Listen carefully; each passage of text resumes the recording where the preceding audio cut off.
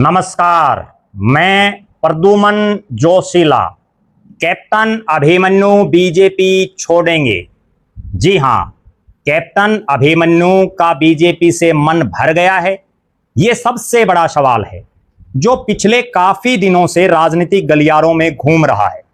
आज के इस वीडियो में मैं आपको बताऊंगा कि आखिर वो क्या कारण है जिसकी वजह से कैप्टन अभिमन्यु और उनके समर्थकों ने भारतीय जनता पार्टी के कार्यक्रमों से दूरी बना ली है। ना कैप्टन अभिमन्यु बीजेपी के कार्यक्रमों में आ रहे, ना उनके वो साथी जो बीजेपी में विभिन्न पदों पर हैं, वो भी पार्टी के कार्यक्रमों से कन्नी काट रहे हैं। वीडियो में विस्तार से देखने से पहले आप सभी दर्शकों से यह अनुरोध है कि YouTube पर हमारे चैनल को सब्सक्राइब करें, बेल आइकन घंटी का बटन अवश्य दबाएं, वीडियो को ज्यादा से ज्यादा शेयर करें, वीडियो को हाइप जरूर करें, अपने विचार कमेंट के माध्यम से लिखें। जो दर्शक निष्पक्ष, निर्भीक और स्वतंत्र पत्रकारिता में विश्वास रखते हैं वो हमें निरंतर आर्थिक सहयोग जरूर करें। उसके लिए आप हमारे मोबाइल नंबर 94 166 74 472 94 166 74472 पर गूगल पे या फोन पे जरूर करें। अब मैं आपको जो बताने जा रहा हूं, एक ऐसा नेता जिसने भारतीय जनता पार्टी से अपने राजनीतिक जीवन की शुरुआत की, जिसने 2004 का लोकसभा चुनाव भूपेंद्र सिंह हुड्डा के सामने रोहतक लोकसभा से लड़ा। 2005 में भूपेंद्र सिंह हुड्डा के मुख्यमंत्री बनने के बाद उनके बेटे दीपेंद्र सिंह हुड्डा के सामने रोहतक लोकसभा का उपचुनाव लड़ा। और उसके बाद इन नेताजी ने 2009, 2014, 2019, 2024 नारनौंद विधानसभा क्षेत्र से बीजेपी की टिकट पर चुनाव लड़ा। लेकिन अब पिछले कुछ दिन के जो घटनाक्रम हैं उससे ऐसा लग रहा है कि कैप्टन अभिमन्यु का बीजेपी से मन भर गया है। खुद कैप्टन अभिमन्यु का भी और उनके उन साथियों का जो बीजेपी का झंडा उठाए हुए थे वो भी कहीं ना कहीं बीजेपी से कन्नी काटते नजर आ रहे हैं। और उसका कारण भी सीधा सीधा है कि 2014 के विधानसभा चुनाव से पहले कैप्टन अभिमन्यु को मुख्यमंत्री के चेहरे के तौर पर देखा जा रहा था। वो प्रदेश भर में घूम रहे थे। नरेंद्र मोदी को जब देश में बीजेपी ने प्रधानमंत्री का कैंडिडेट डिक्लेयर किया तो रेवाड़ी में एक सैनिक रैली हुई जिसके आयोजन में सबसे बड़ी भूमिका कैप्टन अभिमन्यु की रही। 2014 का विधानसभा चुनाव हुआ। मुख्यमंत्री के दावेदार के रूप में एक चेहरा उभरने की वजह से किसानों की धरती जाटलैंड में यानी नारनौंद में बहुत कम मार्जिन से कैप्टन अभिमन्यु चुनाव जीतने में कामयाब हुए। प्रदेश की मनोहर लाल खट्टर की सरकार में बड़े महकमों के कैबिनेट मंत्री बने। उसके बाद 2019 और 2024 के लगातार 2 चुनाव उन्होंने हारे। 2024 के लोकसभा चुनाव से पहले कैप्टन अभिमन्यु पूरी लोकसभा में घूम फिर करके इस ढंग का उन्होंने माहौल बनाया और हर तरफ यह चर्चा चलने लगी कि बीजेपी की टिकट तो कैप्टन अभिमन्यु की जेब में है। लेकिन वो जेब में डली हुई टिकट चौधरी देवीलाल के बेटे रणजीत सिंह के हाथ लग गई। हर तरफ मायूसी हुई कैप्टन अभिमन्यु के समर्थकों में। और उसके बाद लोकसभा के चुनाव में कैप्टन अभिमन्यु और उनके समर्थकों ने जितनी मेहनत करनी चाहिए थी उस स्तर पर उतनी मेहनत वो नहीं कर पाए। और जिसका परिणाम यह रहा कि नारनौंद में हिसार लोकसभा में सबसे बुरी हार बीजेपी के प्रत्याशी की हुई। उस हार का खामियाजा कैप्टन अभिमन्यु को भुगतना पड़ा। विधानसभा के चुनाव हुए और कैप्टन अभिमन्यु को नारनौंद से बीजेपी ने टिकट दी, लेकिन वो एक नए नवेले युवा नेता के सामने चुनाव हार गए। बहुत से लोगों का यह भी मानना है कि कैप्टन अभिमन्यु और उनके समर्थकों की यह इच्छा थी कि कैप्टन साहब नारनौंद की बजाय बरवाड़ा, हांसी, जुलाना, जींद, सफीदो इन विधानसभा क्षेत्रों में से कहीं ना कहीं से चुनाव लड़े। लेकिन पार्टी ने उनकी नहीं सुनी और नारनौंद की एक ऐसी सीट पर उनको दोबारा से चुनावी मैदान में लड़ाया गया जहां वो पिछली बार भी चुनाव हारे थे। विधानसभा चुनाव बीत गया, 10 महीने हो गए। चुनाव के बाद हर तरफ ये अटकलें थी कि अब कैप्टन अभिमन्यु को कोई ना कोई चौधर पार्टी देगी। पार्टी ने वो चौधर नहीं दी। बीजेपी संगठन के लिहाज से पहले 22 जिले थे, अब संगठन में 27 जिले कर दिए गए और जिनमें हिसार से हांसी को अलग कर दिया गया। हांसी के अंदर कैप्टन अभिमन्यु का खुद का विधानसभा क्षेत्र नारनौंद, बरवाड़ा और हांसी 3 विधानसभाओं को शामिल किया गया। बीजेपी में जब हिसार जिला इकट्ठा था तो 7 जिलों में 22 मंडल प्रधान थे, जिनमें 7 विधानसभा क्षेत्रों में 22 मंडल प्रधान थे, जिनमें 6 जगह 3-3 और नारनौंद में 4। लेकिन जब 2 अलग अलग जिले बनाए तो हांसी में नारनौंद के 4 मंडल, बरवाड़ा के 3 मंडल और हांसी में 3 की बजाय 4 मंडल बनाए गए, यानी टोटल 11 मंडल रखे गए।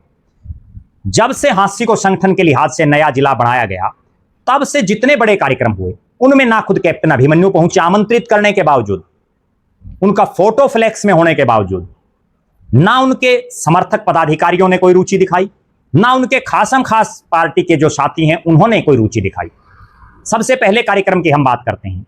जब हांसी में भारतीय जनता पार्टी के जिला कार्यालय का उद्घाटन होना था, पंडित मोहनलाल बड़ौली जो बीजेपी के प्रदेश के अध्यक्ष थे, उनको आना था।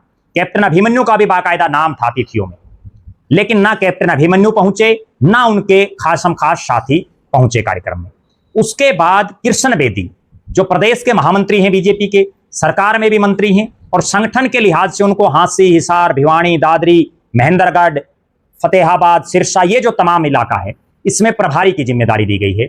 उन्होंने जब हांसी में मीटिंग बुलाई तो भी ना कैप्टन अभिमन्यु आए, ना उनके समर्थक पदाधिकारी और अन्य साथी आए। 2 बड़े कार्यक्रम, जिनमें एक देशव्यापी कार्यक्रम जो पूरी दुनिया में चर्चित है, प्रधानमंत्री नरेंद्र मोदी की मन की बात कार्यक्रम, उसकी तैयारियों के लिए भी जब बैठक बुलाई गई तो भी कैप्टन अभिमन्यु के विधानसभा क्षेत्र के जो 4 मंडल आते हैं, उनके जो पदाधिकारी हैं, मंडल अध्यक्ष हैं या बीजेपी के अन्य जो पदाधिकारी हैं, वो भी नदारद दिखे।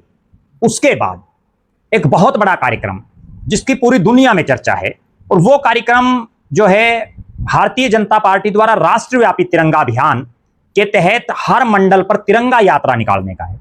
उसके तहत भी जो पार्टी का शेड्यूल जारी हुआ, उसके मुताबिक 11 में से 7 मंडलों का कार्यक्रम जारी होता है, जिसमें बरवाड़ा का बरवाड़ा मंडल, मेलगेट मंडल और सात रोड मंडल, और हांसी का हांसी मंडल, अटल मंडल, उमरा मंडल और सोरखी मंडल। लेकिन 4 मंडल जो कैप्टन अभिमन्यु के हल्के नारनौंद में आते हैं, जिनमें सिसाई मंडल, बास मंडल, खेड़ी चोपटा मंडल और नारनौंद मंडल, उनका कार्यक्रम जारी नहीं होता। इसका मतलब कैप्टन अभिमन्यु के समर्थक साथी जो भारतीय जनता पार्टी में मंडल प्रधान हो, चाहे जिला की कार्यकारिणी में उनके पास पद हो, या अन्य वो साथी जो पार्टी में सक्रिय हैं, वो बीजेपी के कार्यक्रमों में प्रधानमंत्री नरेंद्र मोदी, अमित शाह, जेपी नड्डा, नायब सिंह सैनी, मोहनलाल बड़ौली के द्वारा जो कार्यक्रम रिलीज किए जा रहे हैं, उनमें भी कोई रुचि नहीं दिखा रहे। बड़ी गौर करने वाली बात यह है कि जो कैप्टन अभिमन्यु एक संस्कारित परिवार से आते हैं, जो कैप्टन अभिमन्यु एक फौजी अफसर रहे हैं, वो आखिर बीजेपी के इस अनुशासन को क्यों तोड़ रहे हैं? खुद भी तोड़ रहे हैं, उनके साथी भी तोड़ रहे हैं। ना खुद पार्टी के कार्यक्रमों में आ रहे, ना उनके साथी कार्यक्रमों में आ रहे, जिससे सीधा सीधा एक संदेश है कि या तो कैप्टन अभिमन्यु का बीजेपी से मन भर गया है, उन्होंने और उनके समर्थकों ने बीजेपी छोड़ने का मन बना लिया है, या कैप्टन अभिमन्यु और उनके साथी अपने आप को बीजेपी से बड़ा समझने लगे हैं। दोनों बड़ी महत्वपूर्ण बात है। अब देखना यह है कि जिस ढंग से कैप्टन अभिमन्यु चल रहे हैं, ये बीजेपी वो पार्टी है जो अनुशासित पार्टी है, जो बड़ी संस्कारित पार्टी है, जो सिद्धांतों की राजनीति करती है, और जिस भी नेता ने आज तक ये कोशिश की कि वो अपने आप को बीजेपी से बड़ा समझ रहा हो, उसको इस पार्टी ने साइड लाइन किया, खुडे लाइन लगाने का काम किया, और उसके बाद उनकी राजनीति नहीं उभर सकी। कैप्टन अभिमन्यु और उनके साथियों को तो एक फक्र होना चाहिए कि इस बार जो संगठन बना, उसमें बीजेपी के जिला हांसी के संगठन में नारनौंद विधानसभा को मेन वेटेज दिया गया। वहां जिले के महामंत्री को बनाया गया, विजेंद्र लोहान जो नारनौंद से आते हैं, वर्षों से पार्टी का झंडा उठाए हुए हैं। कैप्टन अभिमन्यु की भी उन्होंने खूब ठोक करके मदद की हुई है। उनको जब जिला महामंत्री बनाया गया तो नारनौंद के कार्यकर्ताओं में और कैप्टन अभिमन्यु के साथियों में तो और ज्यादा उत्साह होना चाहिए कि उनके हल्के को इतनी बड़ी जिम्मेदारी मिली है। और विजेंद्र लोहान को जिला महामंत्री बनाने के बाद उन्होंने पूरे नारनौंद में, बरवाड़ा में और हांसी में कैप्टन अभिमन्यु का बाकायदा ऊपर बड़ा फोटो लगा करके होर्डिंग लगवाने का काम किया। उसके बावजूद जिस ढंग से कैप्टन अभिमन्यु और उनके समर्थकों का नई कार्यकारिणी बनने के बाद, नया जिला बनने के बाद जो व्यवहार दिख रहा है पार्टी के प्रति, वो ये स्पष्ट दिखा रहा है कि या तो कैप्टन साहब का भाजपा से मन भर गया है, उनके समर्थकों का भी मन भर गया है, और वो खुद और उनके समर्थक बीजेपी छोड़ने का मन बना चुके हैं, या फिर वो कोई अन्य टीस उनके दिमाग में है जिसको उजागर नहीं कर रहे। बहरहाल आप दर्शक जरूर कमेंट करें कि आपकी क्या राय है, आप क्या मानते हैं, क्या कैप्टन अभिमन्यु बीजेपी छोड़ेंगे? आप ये भी कमेंट करें कि कैप्टन अभिमन्यु और उनके समर्थक क्या अपने आप को बीजेपी से बड़ा समझने लगे हैं? और आप ये भी जरूर कमेंट करें कि हांसी जिले की जो कार्यकारिणी बढ़ाई गई है उसको लेकर के आपके क्या विचार हैं? आप उसको किस एंगल से देखते हैं? कि अशोक सैनी ने जो कार्यकारिणी बनाई है या मोहनलाल बड़ौली ने अशोक सैनी को जिला प्रधान बनाया और उसके बाद जो कार्यकारिणी बनी वो सही कार्यकारिणी है या उसमें परिवर्तन करने की जरूरत है? आप लगातार हमारे साथ बने रहें, हमारे फेसबुक पेज को लाइक और फॉलो करें, यूट्यूब पर चैनल को सब्सक्राइब करें, बेल आइकन घंटी का बटन अवश्य दबाएं, वीडियो को ज्यादा से ज्यादा शेयर करें, वीडियो को हाइप जरूर करें, अपने विचार कमेंट के माध्यम से लिखें। जो दर्शक आर्थिक रूप से सक्षम हैं वो हमें निरंतर आर्थिक सहयोग जरूर करें। बहुत बहुत धन्यवाद। आपका अपना प्रद्युमन जोशीला।